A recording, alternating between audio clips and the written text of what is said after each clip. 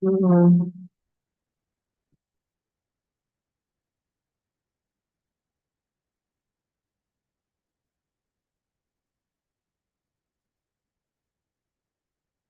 Okay, we are live. So welcome everyone to the launch of what is it I'm reading here? Criminalized Lives, HIV and Legal Violence with author Alex McClelland, along with activist and author Robert Suttle, queer comic artist Eric Kostiuk Williams. It's a frequent flyer on the Bureau's airplane and moderated by Blake Pascal of Visual Aids. Yeah.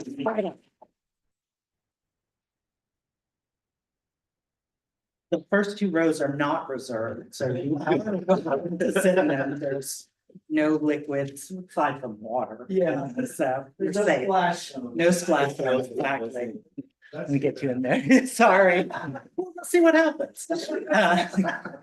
So my name is Greg Newton. My partner is Donnie Jokum. We are the co-founders of the Bureau of General Services Queer Division, which is the space you are in right now. The Bureau is an all-volunteer queer bookstore that has been in existence since 2012 and here at the LGBT Community Center since 2014. Our regular business hours are Wednesdays through Sundays from 1 to 7 p.m. And then we often stay open later for events such as this. So if you're not already on our email list and you would like to be, you can sign up for that at the back of the room or on our website, bgsqd.com, and you'll get an email every other Monday about our many upcoming events. So as an all-volunteer bookstore, we are in the habit of asking for money. Especially if you don't think you'll be buying a book, we ask you to make a contribution if you're able to. So I'm going to pass the bag around. There's some change in here. There's also a QR code on the side if you would like to do a Venmo donation. And those of you watching online, you can also make a Venmo donation at BGSQD. So I'll pass that around. No pressure, no pressure. And before I turn things over to Blake, I wanted to read a land acknowledgement and a call for a ceasefire in Gaza. So the Bureau acknowledges that our organization operates on the unceded land of the Munsee Lenape. We encourage you to join the Bureau in signing up to make a monthly donation to the American Indian Community Houses Mannahatta Fund. The Mannahatta Fund, according to its website, is an invitation to all settlers and non-native people who wish to acknowledge the legacy of theft and genocide that comprise the history of New York City and the United States. And Canada too. And you can find out more at mannahattafund.org. I'm just saying. We also want to recognize that today, October 4th, is the 364th day of Israel's genocidal campaign against the Palestinian people, funded by our tax dollars and enabled by our government's unwavering support. We hope that you will join us in calling for an immediate, permanent ceasefire, the release of all detainees held by Israel, the release of all hostages held by Hamas, an end to the siege of Gaza, and an end to the Israeli occupation of Palestinian territories in order to stop the collective punishment of Palestinians and to ensure the swift delivery of desperately needed food, water, medicine, fuel, and humanitarian aid to the people of Gaza. Our greater hope is for peace, justice, and liberation from oppression for all people everywhere. So now I turn it over to Blake Pascal, an arts educator and programs manager for Visual Aids. Please give them a warm welcome.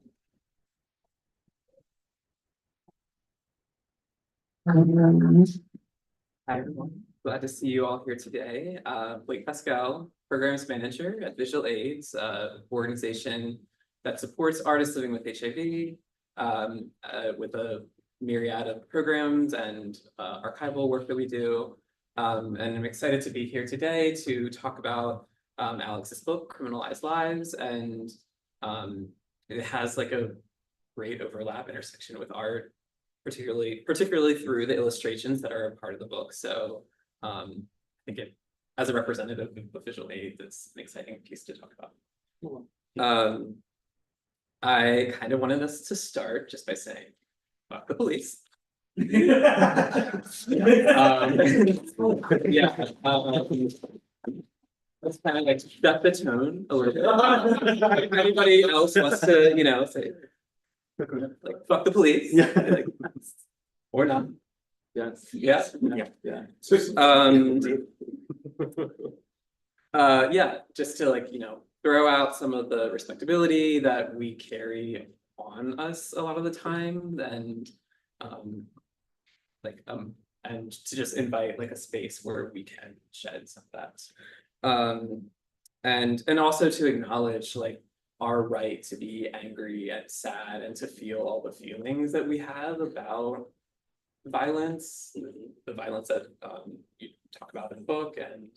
And one of the things that you return to several times is Sarah Schulman's prompt that like to not, sorry, that other people are real. That other people are real, yeah. And I think staying connected to our emotional experience is the way that you really enact that. I'm wondering that amongst all of us, if we can kind of commit to a shared agreement about the way that we talk about carcerality, and what I want to propose is just language that doesn't describe it as inherent or impossible to eradicate or a given, and that we can invite a liberatory language to imagine a future without that. I love that. Yeah. So yeah, do we want to have a moment? Do all of you want to introduce yourselves a little more? Sure. Please. Yeah. I can go first. So my name's Alex McClelland. I'm a person living with HIV, and I wrote Criminalized Lives, where we'll get into a little bit more, but I went across Canada. So I'm from Canada, got here earlier today. And Canada is one of the leading countries in the world for criminalizing people in relation to HIV. In Canada, we criminalize the act of not telling someone else that you have the virus in certain circumstances where transmission could occur. And so we have we're a smaller country, but we have over 200 people who've been criminally prosecuted. And I documented that in my book because as someone living with HIV, I used to run a peer program for young people living with HIV in downtown Toronto. And one of my friends got arrested for having consensual sex, ended up with charges of aggravated sexual assault, which is the charge we use in Canada, which is a really heinous charge with mandatory registration as a sex offender. And that kind of just rocked my world. And so I spent numerous years documenting people's experiences in relation to that. And also growing up as someone living with HIV since I was a teenager, I've never understood my sex life outside of the bounds of being regulated by the police. So I love your starting place in the police. And also the whole purpose of the book is what the language I use in the book is to denaturalize the violence of criminalization so that we can understand that it isn't natural, it's not inherent, it is created, and it's something that we can undo. So I also love your vibe and ethos around that, but really grateful to be here, and thank you all for being here. I'll hand it over to Robert, who wrote the foreword for the book. Thank you, Alex, and good evening, everyone. Robert Suttle. I am originally from Louisiana, born and raised, and I'm a person living with HIV. Actually, this month and in a couple of weeks, will make 21 years of me living and thriving and now aging with HIV. And so what a journey it has been. I am also someone who has experienced HIV criminalization here in the United States, in Louisiana.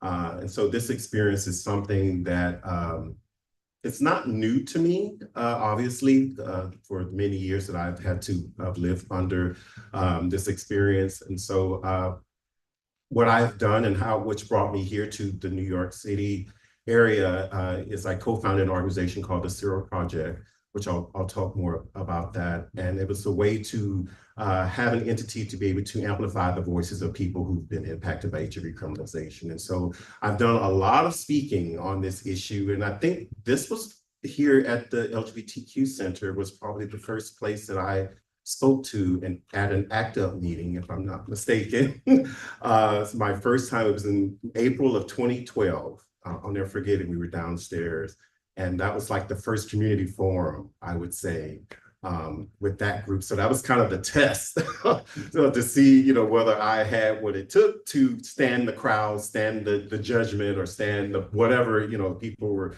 thinking and feeling at that time. And so it's been a long journey, and I've since been able to talk about this at many community forums and different spaces at conferences and small groups and webinars, so on and so forth. So I was really excited and honored when Alex asked me to do the forward for this book. And it has really been truly an honor, but also just very meaningful for me. And so I'm happy to connect my story along with the story of those that are in the book and the experiences they've had there in Canada. And so this is great to be able to talk to you today about that. Hi, everyone. Thanks so much for being here tonight. I'm Eric. I'm a cartoonist and illustrator living in Toronto. My background is in queer autobiographical comics. That's kind of how I started up making my work about a decade ago.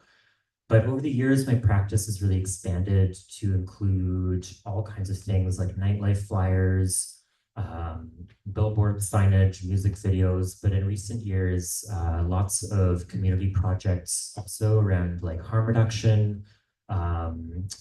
Like notably in Toronto, they mounted a one-day overdose prevention site in the village that I was able to do posters for.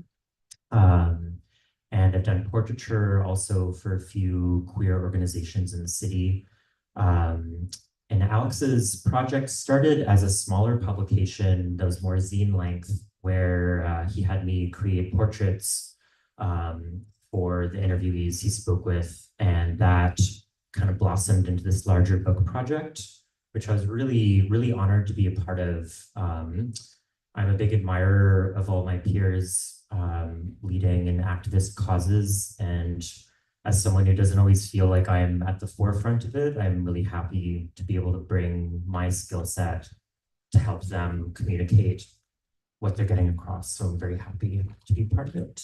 Yeah, thank you.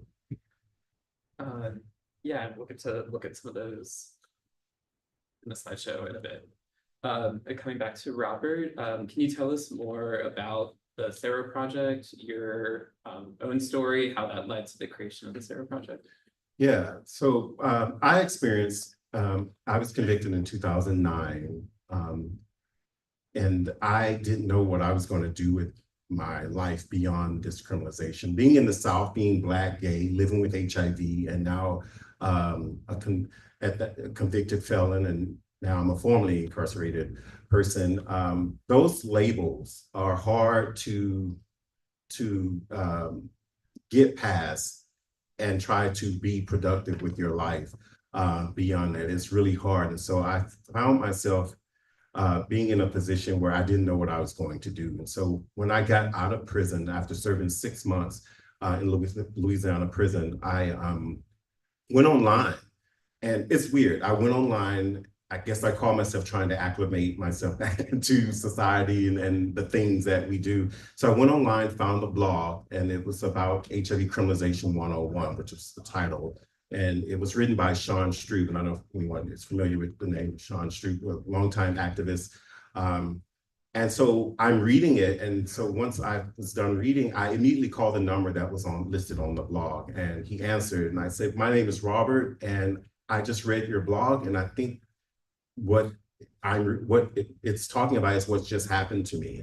And so that is the beginning of sort of my connection to someone in the broader world around this issue. And we connected, and I was invited to speak at these other high-level policy meetings in Geneva as well as in Oslo about HIV criminalization, about my lived experience. And so so there began the opportunity to Sean asked me if he could find funding, if I would be willing to relocate and start zero. And that's what we did. So I relocated, and that's really the rest is history. As I said, our first community forum was here at the center, but it was so important to be an entity that represented the voices of people living with HIV, which was the reason why I decided to speak out, because the narrative that's out there, especially for me as a Black man in the United States, and of course to be gay and living with HIV, so on and so forth, and to be criminalized behind it, I knew that people would look at this in a way that wasn't going to really paint the picture of what really is happening.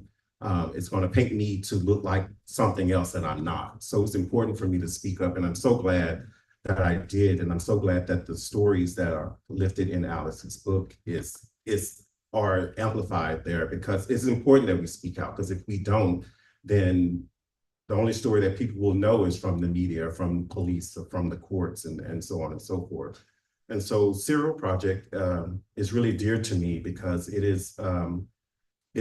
legitimized us, it gave us credibility as people, saw us as people and not people who are just criminalized. Through that organization, we were just able to bring awareness to HIV criminalization here in the US. And I would say it has made a difference. The Zero Project has been around for 10 years now, and it's under leadership that is continuing to do the work that we did and even take it farther. And through the Zero Project, we've been able to implement the first HIV is Not a Crime training academy, which we are now in the 6th installment. It's a biannual conference or training academy where people living with HIV, is led by and for people living with HIV to come and learn about this issue and to strategize. And they go back and they start coalitions in various states across the country. And so, so we go to college campuses for 2 to 3 days of training and learning. And it has truly been a game changer in terms of the advocacy. And so, so through that and just recognizing people who've been impacted, we have built a movement, and the movement is strong and the momentum is building. And obviously we've been able to inspire other coalitions, not just only in the US, but in Canada and in other places, in Mexico as well. And I think other parts of South America as well. And so it has truly been one of the most, honorable things that I've also have done. And I'm just glad to been able to make this experience into something very positive that can not only impact my life, but impact the world. Yeah. I'm curious, yeah. I'm curious if you can kind of give us an overview of what HIV criminalization kind of looks like currently. I don't know if there's any recent story that comes to mind that's helpful to share, but just to paint a broad picture. Yeah, HIV criminalization here in the US, it looks differently depending on which part of the country you're in. More than 30 states have HIV criminalization laws. Some of them are HIV specific laws, which pertain to people living with HIV, meaning that if you are a person living with HIV and you're living with HIV, you engage in any type of sexual activity or behavior, but you don't disclose that your status prior to engaging in that type of behavior, you can be criminally liable, especially if someone is accusing you or alleges that you did not disclose or you perhaps exposed them to HIV. And so that is pretty much the premise of it. It doesn't really care whether a person's in treatment or in care, doesn't look at whether a person may have used a condom, doesn't matter if they are in treatment, whether they've achieved a level on detectability, meaning they cannot transmit the virus. So you is a whole nother thing, meaning undetectable means untransmittable. And so if you are familiar with that, I suggest you look that up online. But the law doesn't take into consideration any of these things. And so, so they have to make the laws HIV specific so that if you are in fact living with HIV, then that's more like I gotcha, and that was an attempt to really make the law stronger, to make it HIV specific. Now, also people can be prosecuted under general criminal laws in certain states, and then also in those states, they have sentence enhancement. So if you, accused of rape or any other type of charges and you happen to be living with HIV, then there's likelihood that you can have your sentence enhanced simply based on the fact of HIV being an aggravated factor in that. So you have HIV specific laws, general criminal laws where people can be prosecuted, and then there's sentence enhancements. And so I am from the South where the epidemic is so prevalent. It's been prevalent for 40 years. But also if you layer that with the criminalization in the South as well, you have the perfect storm of HIV criminalization. And so that is why I'm so adamant about talking about this, because people really need to see the reality of what our country, how our country is. And also HIV criminalization happens all across the country. But it's ever so prevalent there in the South. And as it was mentioned earlier, this is intentional. It is by design. And with all the advancements in science and treatment today, the law doesn't take consideration of that. And we need people to take consideration of these advancements and understand the interplay, how and why it matters for people living with HIV, because right now we're looked at as criminals simply for being HIV positive. So it seems like no matter what we do, we're always going to be looked at as a risk and not as humans. And I think Criminalized Lives does such a great job of really unpacking all of that to show the humanity behind all the subjects that are talked about in the book, to really like dive into the nuance of like what violence did a person experience themselves before they were charged, or like all of those factors that paint the picture that we don't see from the police, from the media. Yeah, I'm curious, maybe you want to share. Yeah. If Alex, if you want to talk about what were some of your priorities while you were writing Criminalized Lives, and what was at stake for you, for people living with HIV? Thanks, Blake, and thanks, Robert, for all of your work. It's your work is such an inspiration for this work, and I talk about it a little bit in the book, which we can get into in a bit.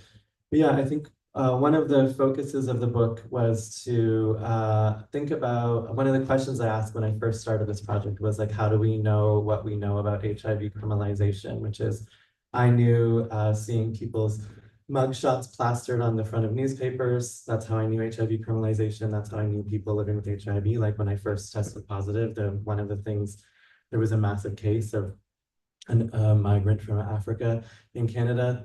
His face was plastered all over the news. And I think that's how I kind of came to know people living with HIV. So we know, I knew HIV criminalization through media representations, through the stories that are told by police and by courts, but I hadn't had people's experiences, or I shouldn't had people's experiences of criminalization weren't on any record. And at the time, this was my PhD project, but at the time also any social science literature on HIV criminalization was only looking at the public health impact of criminalization, meaning like HIV criminalization is deterring people from getting HIV tests. So we don't want criminalization because it inhibits the HIV response. But knowing people firsthand who've been criminalized, those experiences weren't on any record. And so the project was about decentering the dominant ways of knowing HIV criminalization through just trying to provide nuance, complex stories that are sometimes messy, that are people just trying to live their lives with HIV. And then they get caught up in this system of criminalization, which does so much violence to them. And the priority with the book, and parts of it can be intense to read, was about documenting the detailed series of violences that people experience in all their different ways. Interpersonal violence, violence from the state, violence from prison guards, violence from police, all of the violence that is also justified, like taking someone away from their community and locking them in a cage, which we deem a legitimate form of violence in society. And then the consequence of that, when you mark someone as a criminal, and a criminal with HIV and a sex offender with HIV, then that person becomes an object of violence where you can just do whatever you want to them because they're no longer considered someone who has any rights. And so the label of being criminal in this context also justifies all of this other forms of violence that aren't legitimate, we don't consider legitimate, but because someone isn't protected or considered a person anymore, that violence ends up becoming legitimized or done with impunity or erased or not acknowledged. And so the purpose was to just underline all of those things. Yeah, I had a line from the book that relates pretty well to that. It says criminalization is deeply intertwined and co-constituted with conceptions of race and colonization. Anthropologist Sally Engel Mary notes that criminalization is the reinterpretation of everyday behavior as an offense against the state. This understanding of criminalization is of vital importance to the context of settler colonization, where criminalization of everyday life was imagined and implemented by those in power to promote certain ways of being and doing, those that promoted settler purity and order. Part of the reason that line really stuck with me when I read it was it kind of shifted something for me about because I think typically when we think about HIV, we think about an interaction between two people. And actually it was like, oh, HIV is like a non-consensual relationship with the state. And I was wondering, for someone who's maybe new to this conversation, like, how would you say this non-consensual relationship between a person and the state impacts people living with HIV in general and in regards to criminalization? That's a deep question.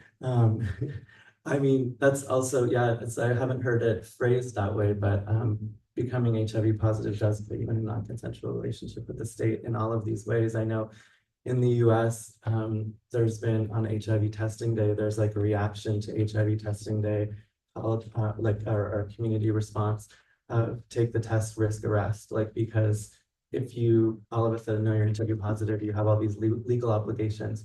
And same in Canada, one of the people I interviewed for the book had tested positive when he was 16 years old, and he was navigating his sex life, having sex with someone his age, this woman he was hooking up with, and he didn't know how to talk about HIV or HIV, not let alone how to tell someone that he had HIV. And he was doing the things he thought he was supposed to do to protect himself.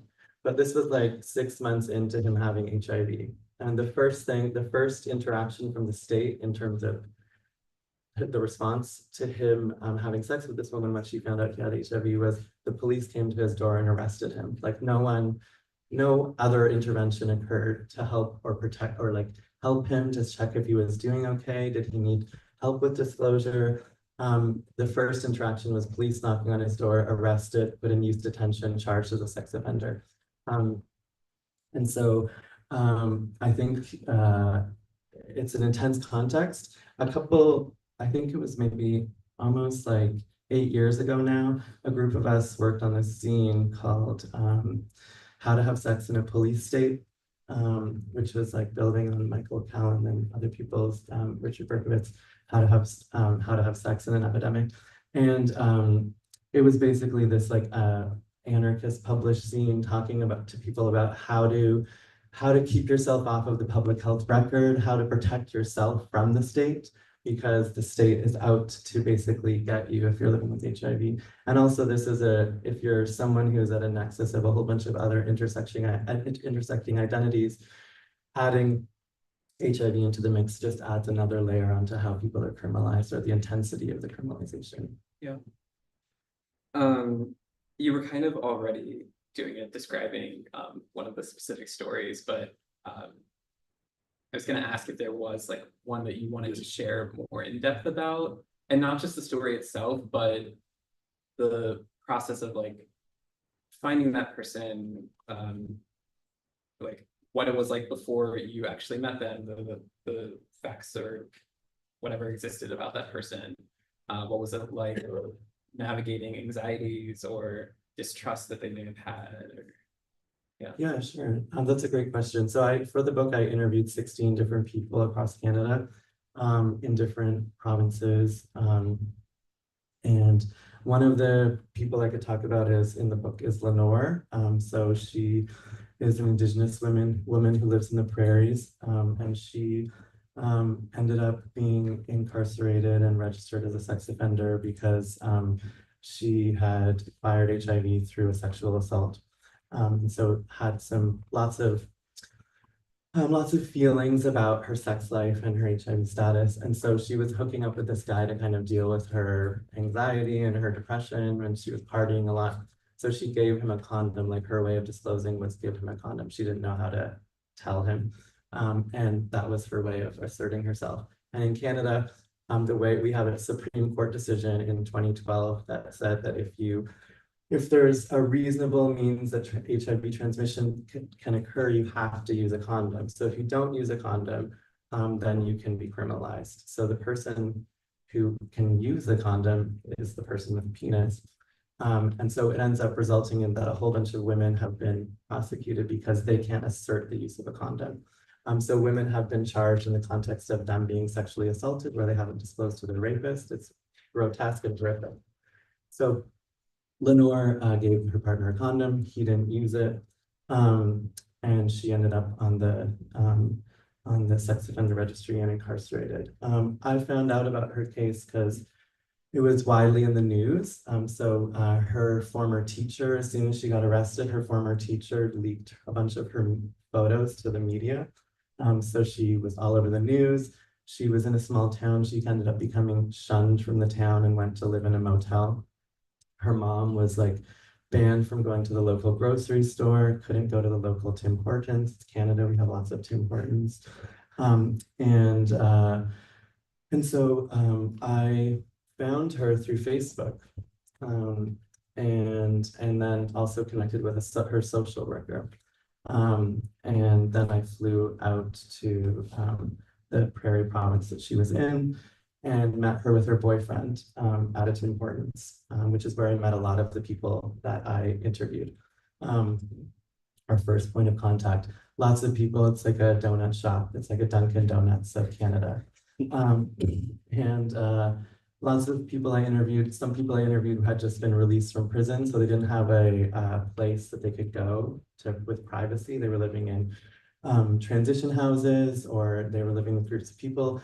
So we would meet, it was kind of like a general public place, and most Tim Hortons in Canada have like a little fake fireplace and you can sit in front of it and have kind of privacy. So we'd go and meet there. I met her and her boyfriend there, and she wanted to meet me with him because she said she didn't trust men, which was understandable after being violated numerous times in multiple ways. And so we met and hung out, we ate some sandwiches, and then the next day, because I stayed there for a week, the next day they invited me to their house. They smoked pot in their garage, and they had a big garage band, Christian rock band, and we hung out and they played songs for me.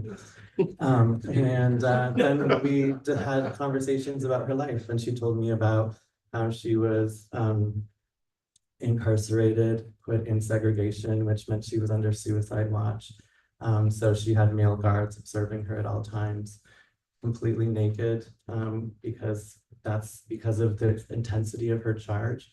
And this is someone who's was sexually violated by men, and so that was like an extra violation. She didn't get access to her HIV medication for 3 months, which is like a heinous, disgusting thing if you're charged for HIV and then you're denied the means to access them. And so I tell her story in the book. She has a beautiful relationship with her boyfriend now that she's been released. When I met her, she was released on an appeal. So her lawyer had appealed her charge and got her released from prison. So during her appeal, she was released. She ended up losing her appeal and was impregnated by her boyfriend while she was out and had to give birth while incarcerated. But then was released and they lived together, and she's just trying to recover her life and become a hairdresser. And she's really funny and sweet. That's one of the stories. Thank you.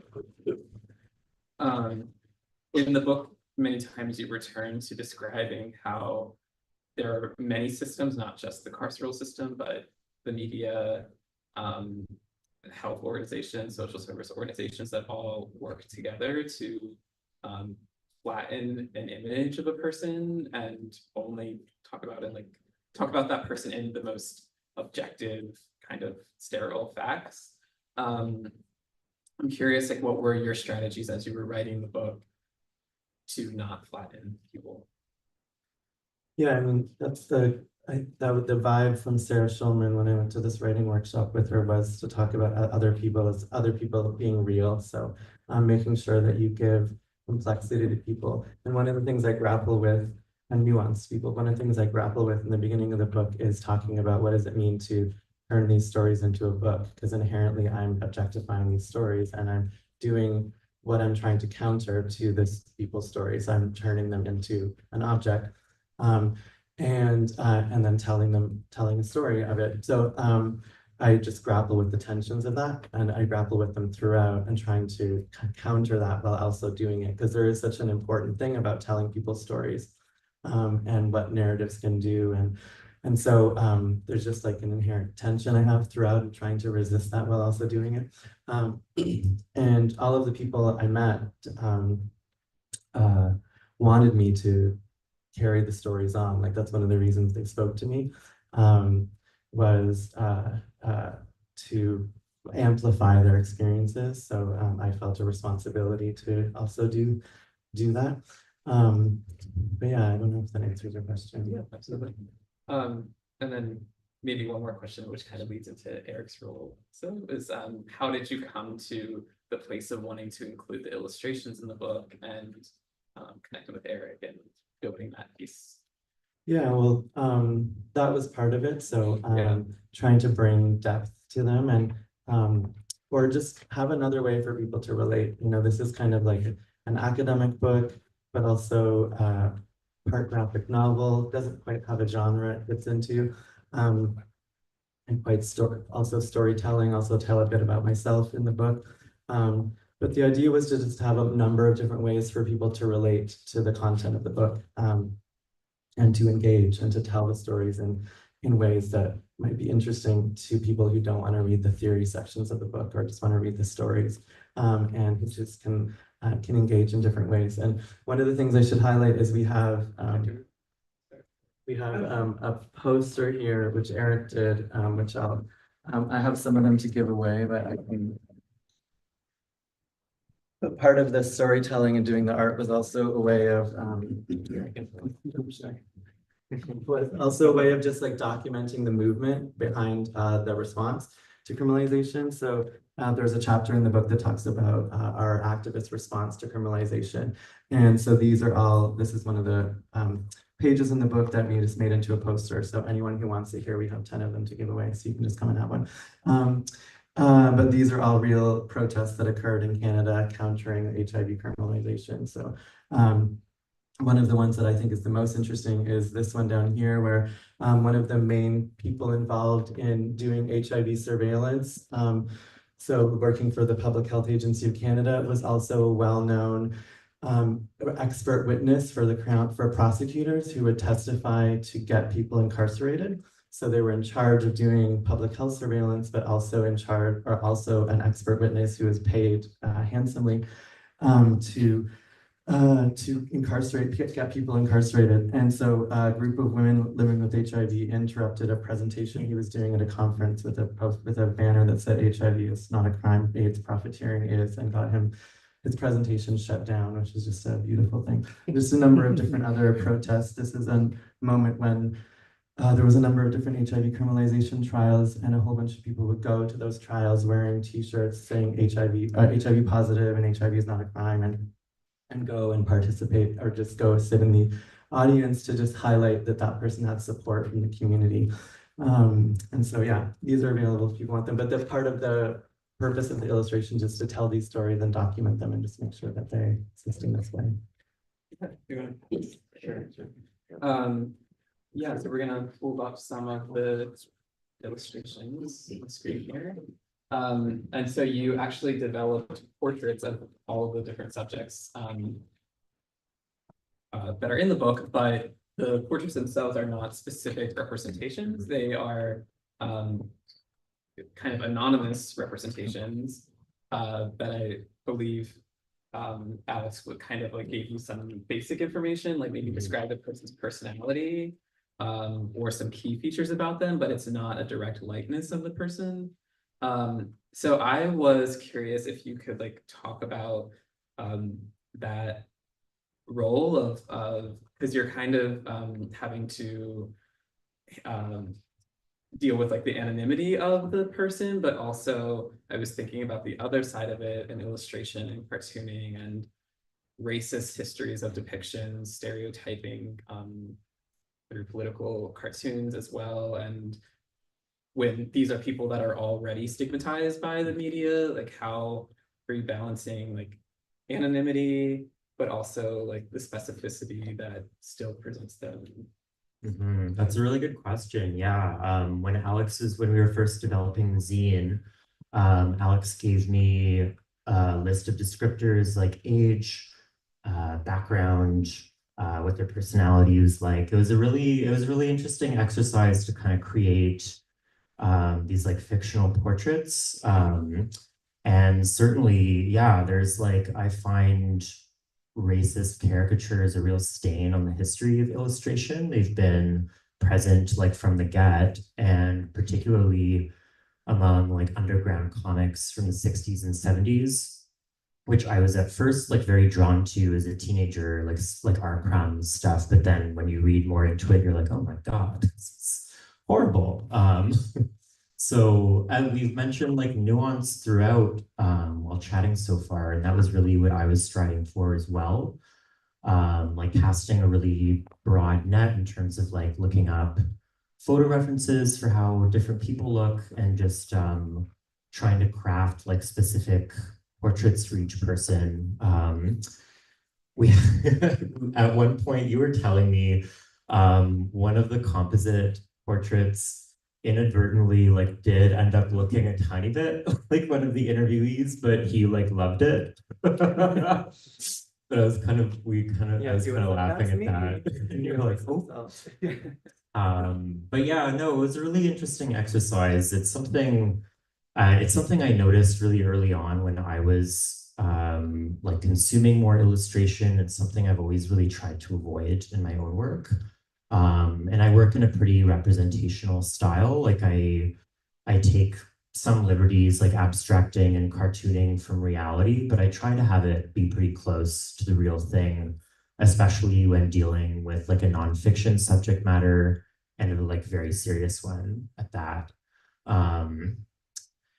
Yeah, the illustrations were so interesting. Like we got to portray some of the stories, but one of the early ones that I had earlier in the slideshow was actually a historical one about Lizzie Sear, this like, yeah. Ted Kerr, who couldn't join us tonight because he's out of town, was saying that when he read this, it was like a more solemn Canadian Heritage Minute. For anyone who's Canadian, these were like a series of ads that ran in the 90s that just showed kind of like moments from Canadian history, like Terry Fox doing the marathon, but this is kind of the darker side of that. Did you want to quickly talk about the Lizzie Sear? Like, I thought it was so interesting to include. Yeah, so one of the things I try and do in the book is talk about how HIV criminalization has a history in other ways.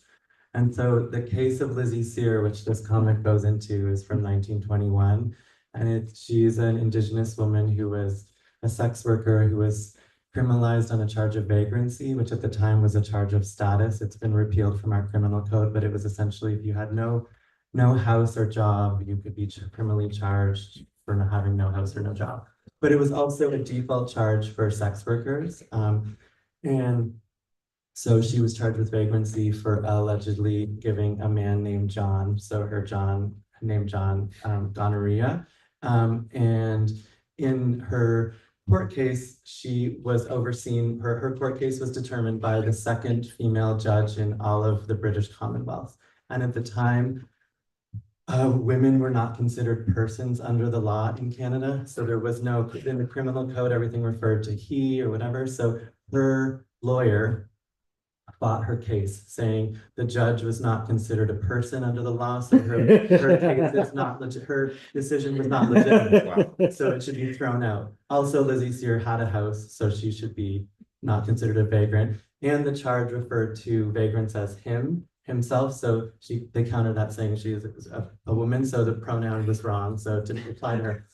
Anyways, it was appealed all the way to the Supreme Court of Canada, which at that time, we were still under the dominion of the UK. We are still part of the Commonwealth.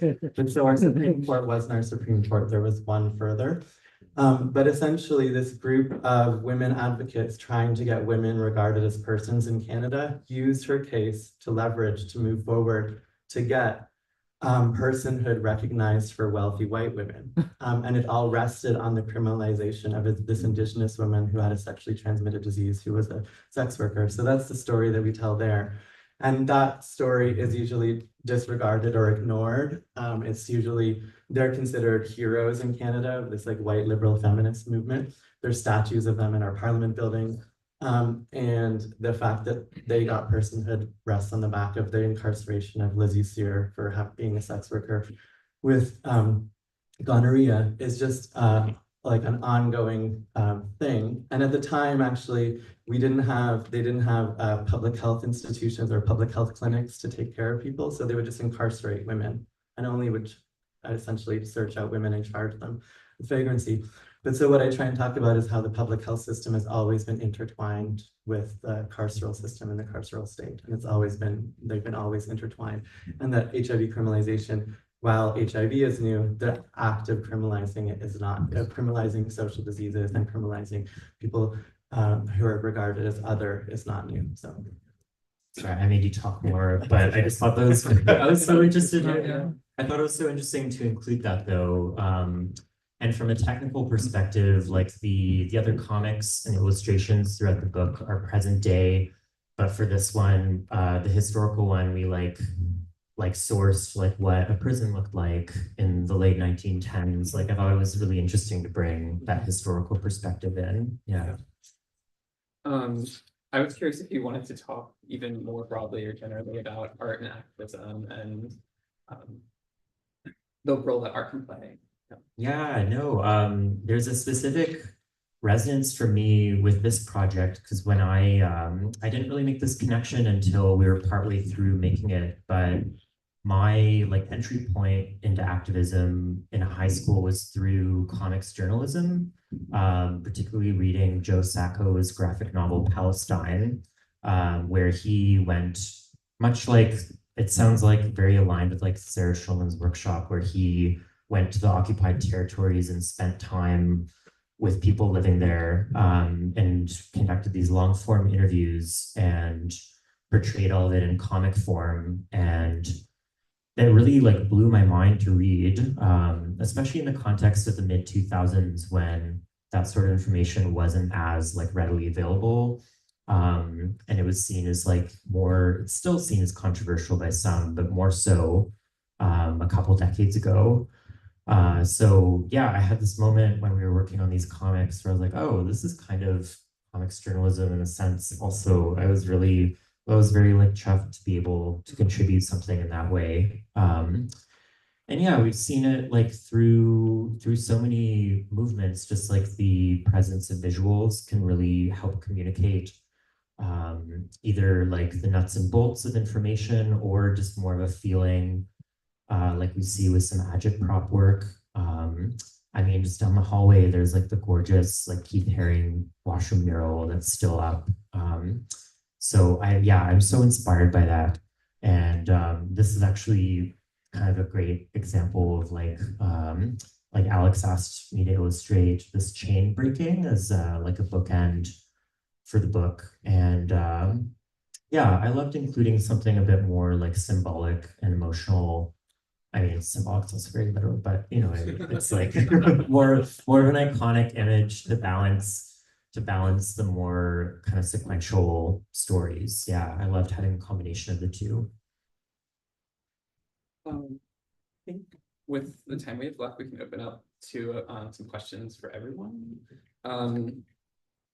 Maybe even specifically this one for Robert and Alex about just thinking about like, you know, Alex, you're writing from the perspective of a Canadian and interviewing people impacted by that carceral system, but Canada and the US, we know that they are closely linked to each other and they support each other in their colonial endeavors. if you could call it that. But they bolster each other's settler colonialism. And so for that reason, I think there's like even more of an imperative to like talk about how the work of decriminalization travels across borders, and specifically for HIV, like how do you see that work traveling and informing each other in places? You want to go first? Oh, well, I could just share my experience because I've been convicted here in the US.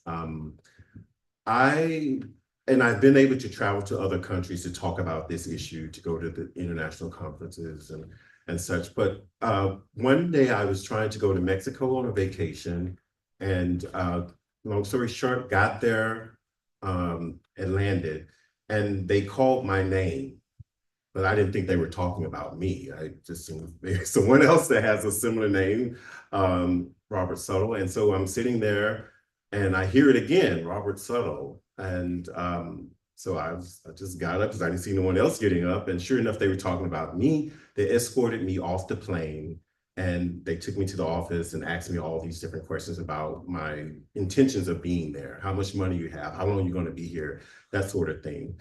And so I didn't know what was happening, but I knew, I kind of in the back of my mind figured it had to be connected to my conviction, because I am still a registered sex offender here in the United States, here in the state of New York. However, I've been able to go to other countries and not have this problem. And so to make a long story short, after they asked me all the questions, they immediately put me back on the same plane I had just got off of. I think I wasn't even on the ground maybe a good hour or so. And so they put me back on that same plane and sent me back here to New York. And so I, aside from being embarrassed, I just didn't quite understand, you know, okay, what is this? What am I experiencing? And so I automatically attached it to my criminalization experience. And so, so that's Mexico. And so I knew any opportunity that I may get to go to Canada, that was probably going to be a challenge. And so I'll make this quick. With Canada, they do provide some type of pathway or criminal rehabilitation or whatever they want to call it for people who have criminal records to come to the country. But the thing is, you have to go and find every document of every place that you lived and get like documentation from police stations or police departments to say, you know, anything about your history being in that particular city or state or what have you. They want you to provide all like court documents or anything that relates to your release from prison. Like, so you're gathering all this documentation in addition to completing an application and paying a fee for them to process and to determine whether or not you can, you know, come into the country. And so I was attempting to do that, to go to an international conference in Montreal. I was ready to do it. But as I was getting into it, looking at this checklist, I realized, like, why am I doing all this? This was traumatizing all over again. The odds of me being able to go back and get all this documentation would take some time. And it was just traumatizing for me just to do. So I decided not to do it. And the thing is that, okay, say I go through all of that and I attempt to go. Who knows who's at the border? How is that border officer feeling that day, in that moment? And I would have gone through all of that for nothing, you know, only to be denied or what have you. And so I didn't want to take that chance. I did not want to take that risk, so I just gave it up. So I share that to say that this was something I never expected to happen to me, considering I've been able to go to other countries. But between Canada and Mexico, our neighboring countries, has been the hardest and roughest experience that I've had to date. And so I just think that's a little insider of like the relationship that the US has with Canada and even Mexico as it relates to criminal records and particularly people who are living with HIV. Yeah, and so last week we had a launch for the book in Toronto, and Robert wasn't able to be there in person, had to Zoom in, which we were all really grateful for, but just to underline the reality. But one of the things in terms of our movement in Canada is that we've learned a lot from the US. So I think because the US is way bigger, and there's a more social mobilization around this, had been more social mobilization around this issue. So in I think it was 2016, a group of us ended up going to Alabama to the HIV is Not a Crime conference, which was put on by the Zero Project. And at that conference, we got so fired up around all of the work being done in the US that we created this coalition. And I document in one of the chapters the creation of the coalition and the work we've been able to do, which is like also all of a bunch of those protests there.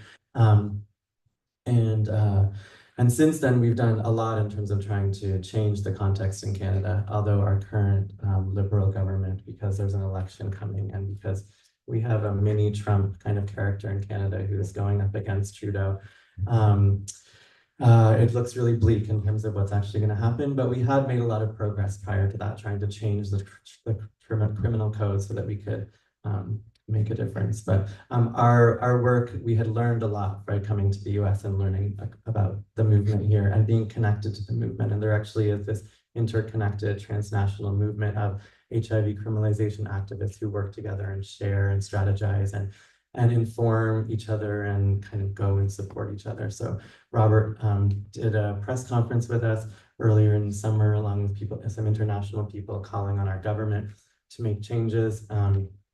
And so there's just been great cross-border solidarity despite the shittiness of the context. Yeah. I have another very big question, but I'm wondering if anybody else has any questions that they are really burning to ask. If not, I will ask my question, but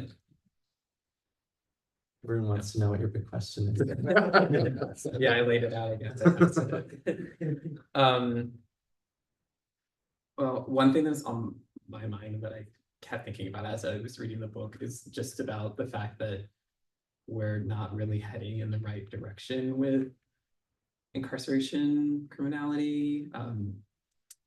More money continues to be put towards policing prisons every year. The number of people incarcerated continues to increase every year. And I've been thinking about like, what is the way to really end this? And I've always thought that like education was something that could end so many of things that are wrong in the world, but maybe I'm changing a little bit too. Because I just think like these systems don't care about people's humanity, and trying to appeal to them to recognize people's humanity doesn't really work. And where was I going with that?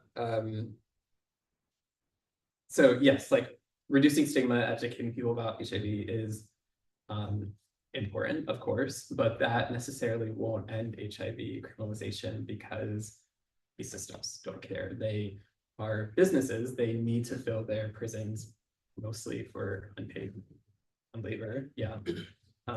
Yeah. Yeah, I'm sure you have stuff to say, but I'll say a few things. Big question. Yeah. I mean, one of the things one of the reasons I also wanted to make this book is because a lot of people who I know and love who work in HIV criminalization, who work in the response to HIV criminalization to counter it, have been working on things like there's a movement called Bringing Science to Justice. So if we just bring the science of HIV to criminal justice actors, then they're going to act rationally and just stop criminalizing people. And my intervention into that is like, this system isn't about acting rationally. It's about punishing people, which it's its own rationality, but it's not about justice. So it's not, and it's not bringing science to justice. There is no justice to it, but bringing science to it doesn't mean that better judicial decisions are going to be made.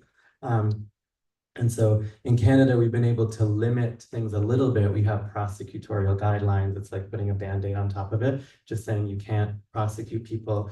If now the prosecutorial guidelines are in our province you can't prosecute people if they have an undetectable viral load, and if they have tried, if they've used a condom, and if they are seeking medical attention and been connected to public health.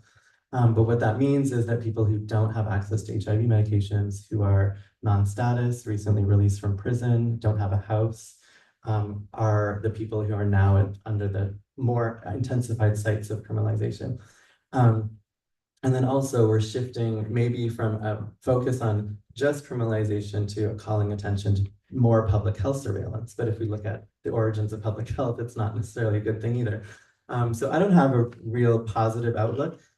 Personally, I'm an anarchist, and so I'm counter to the state in terms of my orientation, and I make kind of subtle appeals to that in the book, but maybe too subtle in some regards. I'm maybe too tepid about it, but I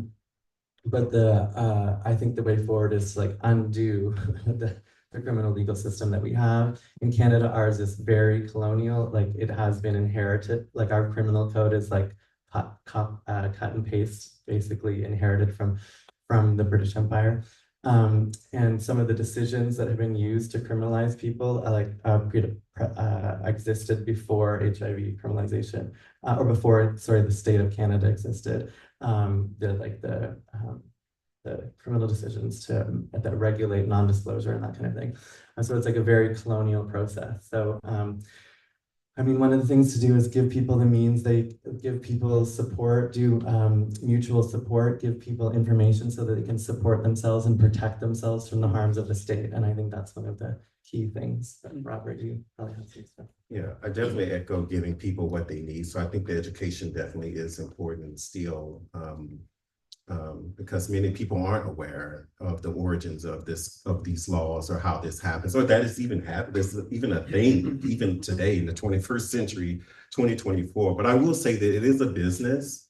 It is definitely a business. There are people who have their interest is up here making money off of prisons, off the back of marginalized people, creating laws, because if we, in the US, when they take something away, they have to find a way to replace that. Yeah. And so they just get more sophisticated with how they do it. But I do believe it is a business. And also they've exploited the epidemic, and they've exploited it for 40 years. And with everything that we know, why are we still in the same positions? I tell people they never decided to change the laws until those of us, who got caught wind and start speaking about this. And we will continue to do that. But so the laws didn't change. And but what also is happening is that there have been so many interventions around prevention. Every year, 40 years, but every year or every 5 or 10 years, there's always this new intervention, whether it's around a drug or what have you. And that's good, for people to be able to take one pill versus a lot of pills and what have you. Now there's, treatments for people to avoid contracting HIV, to prevent them from contracting HIV, as well as for people living with HIV. So everybody has what they need. They just need to know it's available to them. So that's one aspect of it. But the powers that be are still exploiting this epidemic, and they're making money off. And the thing is that the public doesn't know, they don't understand it, because our health literacy here is very low in the United States. It's at 88%. And so it doesn't matter. You can talk to a legislator, you can talk to a public health person. A lot of them, not even though they work in these fields or they represent government and what have you, they have no idea about HIV. They don't even know what it means to live with it. And so you find them in these committees when you're trying to come to them to tell them about HIV and people's experience. Their faces are like, well, I'm just trying to understand. Well, no, you're not trying to understand, because you're not even learning anything about what I'm coming to talk to you about. And so, and I know this for a fact because I went to a hearing to give testimony about my experience in Louisiana in April. And I'm sharing with them about how the law impacted my life. And all the questions were more so about sort of this extremism around like conflating HIV with sexual assault. And so I immediately had to come out and write a story about why they're conflating the two. They're different. They're different. And so that's where their minds are. They're not really concerned about the millions of people whose lives are being impacted based on the reckless enforcement of HIV criminalization laws in the state, especially when they're not considering treatment and people's actual intentions. So it's a lot of things. And people have to be educated about this. And so that's what my work has been, not to talk about just my experience, but really to turn this thing inside out for people to really see this experience for what it really is. And it's not because of dangerous people. People are trying to live their lives, they're trying to cope, and they're automatically given the skills to negotiate how to disclose it, which is where we as the public get caught up. Well, did you disclose? That doesn't matter. It doesn't matter in court. It does. So why are we concerned about that? However, it is important, but most people living with HIV want to be able to disclose their status because they want to be supported. They want to be loved and cared for and respected and all these things. But instead, the narrative is that we're dangerous, we're criminals. And so we have to do the work to counter that narrative. And my thing is to tell the truth, to expose these legislators, these people that work in public health, law enforcement, to expose them for trying to uphold this and to show people the real reasons. They're spending millions of dollars to enforce these laws in certain states. In Louisiana, certain parishes, that's how those parishes or even counties and make their money. It's off the backs of people that they put in prison. So it's in the state's best interest to have laws about almost everything, including HIV. So I say HIV is another way to criminalize, particularly Black folks in the South. And so people have really got to see that for what it is and stop thinking that it's about, the disclosing piece. That is important, but there's a bigger thing that's at stake here, and it's about millions of people that live with HIV, not the few or the one that may be intentionally. I haven't met that person yet, but It don't make sense. yeah, because they don't exist, right? So, yeah. Do we have time if there's any questions? Yeah.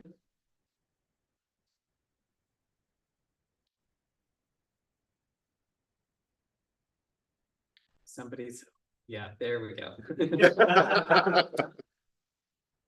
Thank you all for your work on this book and all the iterations of the project. I think it's really great, and I'm really glad that it's also getting an airing here, because I think that there's so much to learn from in each of these different locations, and especially in the fight back, and in terms of the changes in the fight back to the fight back, that I think is really awesome. My question as your Marxist heckler, always, Alex, for 15 years now. It's just my question is, when you're looking at the stories that people are talking about, people's interactions with the state are pretty uneven. Like, it's made up of a bunch of different agencies that have different rationalities and do different things and sometimes fight. So even within the colonial state, we have the police wanting one thing, Indian Affairs wanting another thing, the courts wanting a third thing, and public health officers wanting another thing. And so I'm sort of interested in the conversations that you were having with people. Were there times that they highlighted, an interaction with one part of the state, one agency of the state, actually helps them protect themselves from another part, or like that a reform within one part allowed some people who were trying to do something, whether it was within local public health, whether it was in on the provincial level, whether it was in the prosecutorial guidelines level, like where some sort of activity by people who were being criminalized and people who were working with them was able to sort of open the space for freedom, or sort of move us toward something that is less bad than what we're going. Yeah, good question. Thanks. Thanks, Patrick. Thanks for being my heckler. Yeah, I mean, there was a couple stories of some people that I spoke to who, as a result of the 2012 decision that occurred, so they'd been criminalized before, but then we had a Supreme Court decision that basically reinforced criminalization, but gave specific rules around how to do it. And because of those rules, they essentially had their charges dropped. And the reason there was a Supreme Court decision was because there was so much advocacy and fighting for this issue to get recognized. There was 2 people I know of whose charges were dropped because of the Supreme Court decision. I just will say, and not to just lament how terrible all of it is always, but just the charge is so intense for people. So, and because of, and specifically the province I live in, Ontario, we really overuse pretrial detention, so denying people bail. Around 89% of people who are in provincial jails in Ontario are there on pretrial detention. So meaning they haven't had a hearing to determine their guilt or innocence. Not that people should be in there, and regardless, but So that's a massive amount of people. And those people are in there under maximum security conditions, which are really harsh. And because there's all these other things. But so those people had a lot of shit that happened to them, but they got off because of that. Also, the prosecutorial guidelines have limited the scope. So one of the, I think, things that we've seen in Canada is there's been a slow decline of cases there's less and less cases. But the cases that we are seeing are these ones which are concerning because they're ones that people regard where the person is morally blameworthy. Because we're no longer having charges towards people who are perceived as innocent in these cases. There are people who have potentially acted in a way that people would regard in activist movements even as morally blameworthy. And so there's these kind of exceptional cases that no one touches. And so that's a concern. And also in our current context with our mini Trump Polyev potentially being elected, who has a tough on crime agenda, that's increased the tough on crime agenda of the Liberals.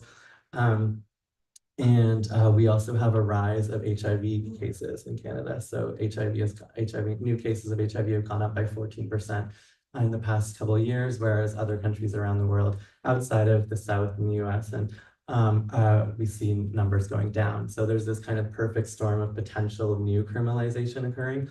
But there has been some successes. So thanks for trying to highlight that.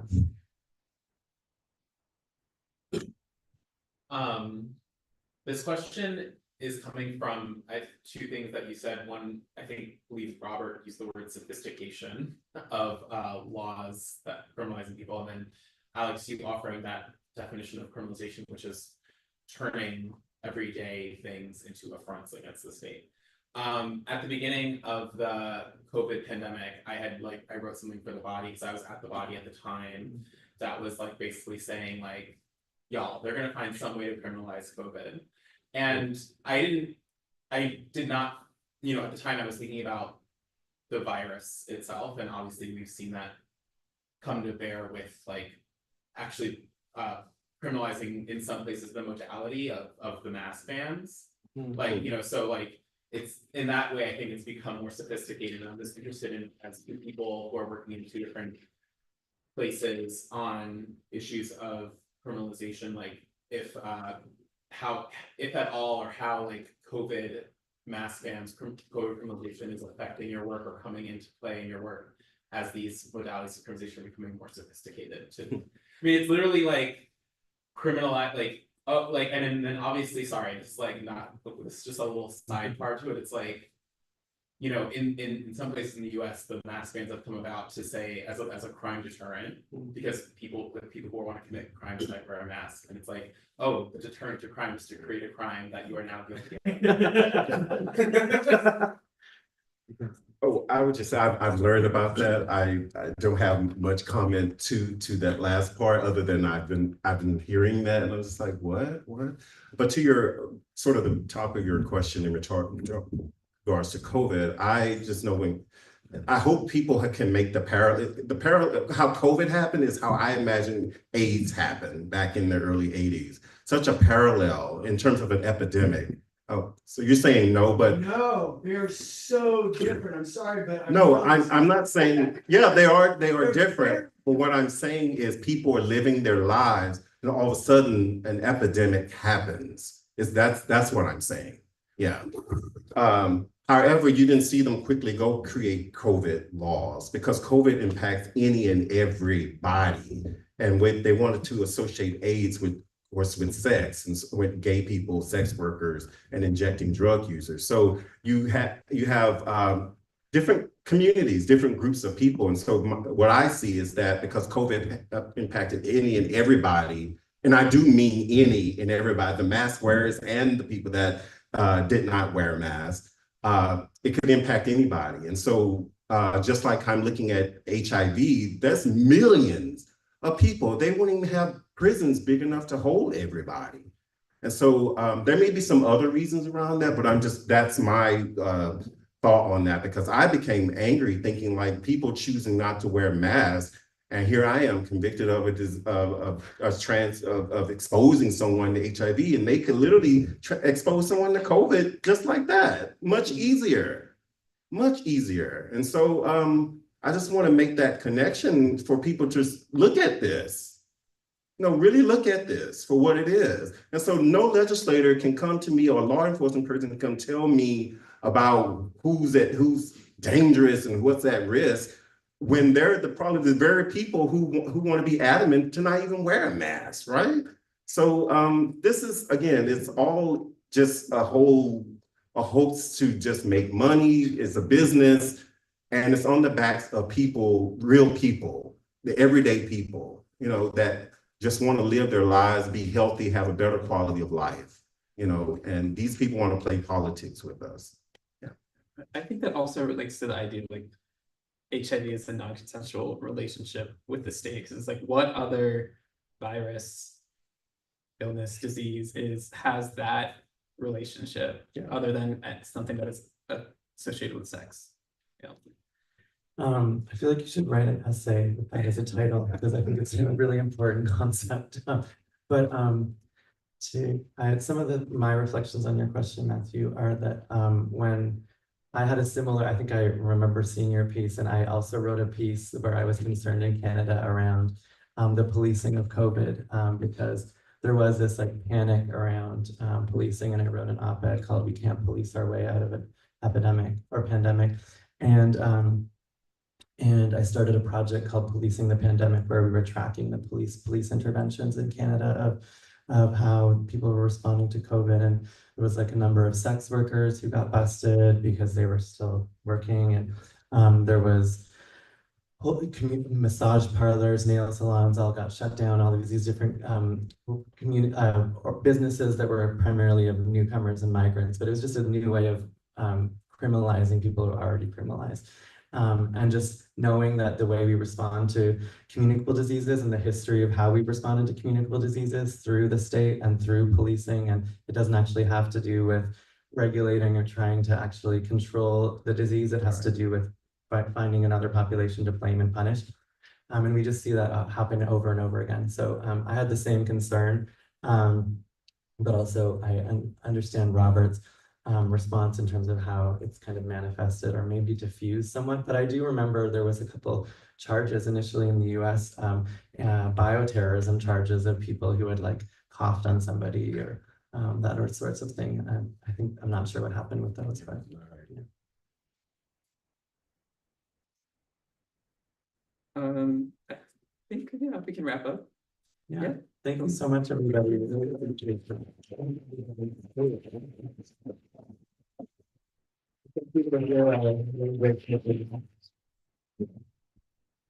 Thank you all. There are more books available. And there's posters if anyone. Oh, yeah, wants the a poster. poster. Thank you.